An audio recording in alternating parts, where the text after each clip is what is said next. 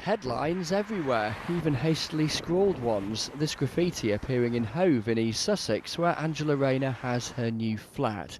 She bought it in May. A week ago, the Daily Telegraph reported she'd saved £40,000 by not paying the higher rate of stamp duty for additional homes. Her team told the paper she'd paid the correct amount. But the headlines kept coming, and as she said yesterday, she therefore got more advice. With all of the media reports that have been coming out, I took expert counsel advice on all of my affairs to ensure that everything was done proper, and that expert counsel said that the advice that I received was inaccurate. So what did the Prime Minister know about this, and when? Did you know on Monday afternoon, when you were publicly defending Angela Rayner, that she had sought additional legal advice which came to a different conclusion, that she ought to pay more tax? Well, I'm very happy to deal with that. What I knew was that she'd taken advice at the time of the conveyance. I knew she was taking further advice. That further advice arrived Wednesday morning. Sure. Just to be absolutely clear, when did you first become aware of the conclusions of the second bit of advice?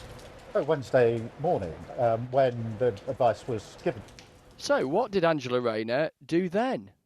As soon as I knew that that was the case, I have alerted and referred myself to the independent advisor on the ministerial code to ensure that they can look transparently at what's happened.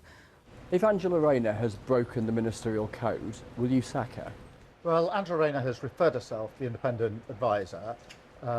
My experience is he will be comprehensive in the report that he gives me. He'll be quick. He will be quick. Next day or so? Well, I can't say, but I think he will be quick. So I think that would be a good thing in this particular case.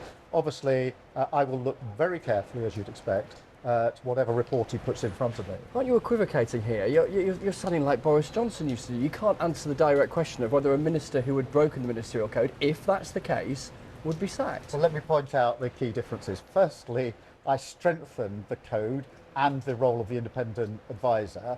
Secondly, I insist that if there's any issue, any minister refers themselves to the process that I have enhanced. What about thirdly, that if there's a conclusion of a breach, that you sack the person? Well, all I'm saying is he's doing his job now, and I need to let him finish that job. But this is a million miles away from where we were under Boris Johnson, where there was simply no really? Could you not just accountability. explicitly say if a minister has broken the ministerial code, they'll be sacked? Well, and you're not saying that.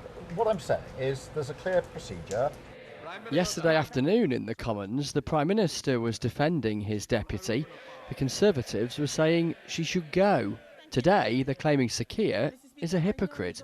I remember when other people were asking to wait for the ethics advisor's account, and Keir Starmer said no. What we know is that Angela Rayner has already confessed to underpaying tax. This is not a parliamentary rule. This is the law. And she has said that she has not followed the law. This should be an instant resignation from her or an instant sacking from Keir Starmer. Decision time in this row feels imminent.